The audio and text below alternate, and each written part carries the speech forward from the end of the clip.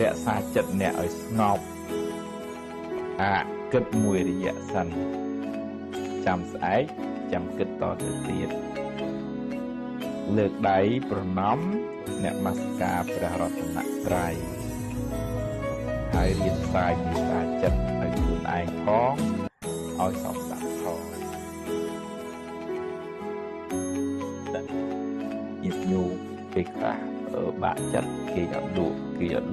ឈឺទាំងកាយឈឺទាំងចិត្តចឹងការងាររវល់បណ្ណាពិបាកចិត្តអីមិនមកមានពេលសម្រាប់បើថ្មជូនយោបល់ហើយយើងគ្រប់ពុទ្ធសាសនាចឹងគឺយើងរំលឹកគុណបរតនត្រ័យនមស្ការអ្នកមោពុទ្ធស័ក្តិអ្នកមោធម្មស័ក្តិអ្នកមោសង្ឃស័ក្តិទុកបាយពុទ្ធព្រះធម៌ព្រះសង្ឃចិត្តឲ្យមូលចឹង